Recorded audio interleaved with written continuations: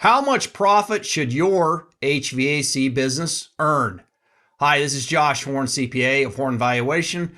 I help owners build, value, and sell their business. Do you know, if I was to ask you right now, what is the average pre-tax profit margin on HVAC businesses? What is it? Do you know? If not, that's okay. I got you covered today. We're going to go through a quick example. And most importantly, I'm going to show you what you can do if you're underperforming to make it better, at least get up to the average, and hopefully over the average. If you're already over the average, that's great. And there's always room for improvement, right? So let's take a look at the numbers here, and I'll get you on with your day. So let's take a look at an average HVAC business. And before I forget, CS is common size for HVAC businesses with sales from $1 to $10 million. The average pre-tax profit margin is 5 to 7%. So now we immediately know what we're aiming at. And this average business I've got here has $5 million in sales and has a 6% pre-tax profit margin, income before income taxes. One thing I want to get out of the way quickly is there's more than one way to get there. You may have some pricing power. You may have some ability to price well in your market, get better gross profit margin, and that would allow you the ability to have more overhead, more administrative support, more advertising, etc. On the other hand, you may feel that you are really squeezed on the ability to price, thereby you've got to run a lot leaner and meaner operation on the fixed cost and overhead side. Either way, you can get there, but I think the key here is that you need something to aim at.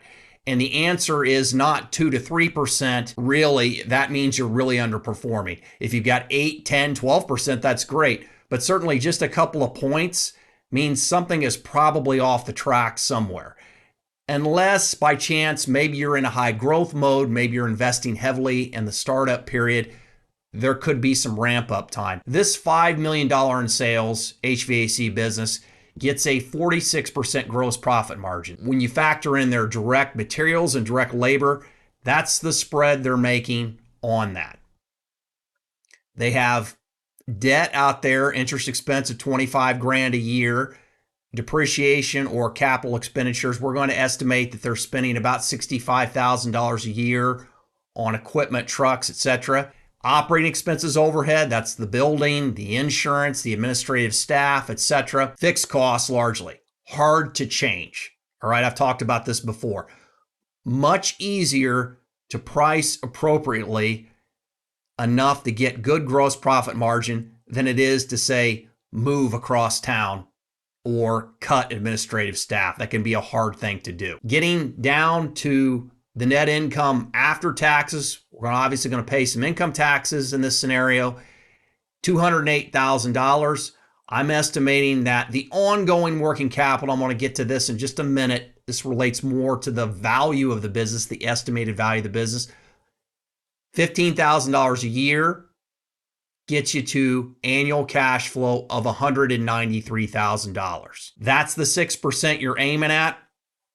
Now let's take a look at a below average HVAC business. You can see that in this instance, they're underpricing, or assume for the sake of argument, if I was to change the cost of goods sold in some instances, maybe they're not as efficient.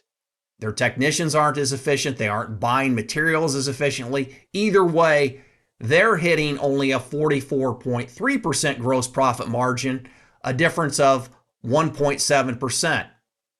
Now, that may not seem like much, but over the course of a year, that adds up to $150,000. Yes, they're going to pay more income taxes, but they still end up with $104,000 more of cash flow, which can either be put in the owner's pocket, reinvested back in the business, used to pay off debt, whatever. Big difference. A cash flow reduction of 54%. And the way that I showed this over to the right is, how do we get there? Now, let's say largely this company is doing a lot of $15,000 jobs. If you underprice them consistently over the entire year, you're basically, compared to the average company, you're losing $255 per $15,000 job. After you do that 588 times, you get $150,000. So it's that death by 1,000 cuts problem that hurts a lot of HVAC businesses, a lot of businesses, period, that I value. Underpricing is a major problem, and most businesses underprice. So what's this mean to the value, the estimated value? Now, don't use these numbers. I caution you, this is just an estimate to get a feel for what the impact would be on the value of the business in these two scenarios. So let's take a look at this. We're just going to assume the businesses have the same risk, although interestingly enough, if I'm looking at the below average business, I might actually think that they have a higher risk because they aren't doing as good a job in certain areas of the business. Maybe they're just not managing the business as well. But for the sake of argument, we're going to keep the risk the same. We're going to divide the cash flow by the risk.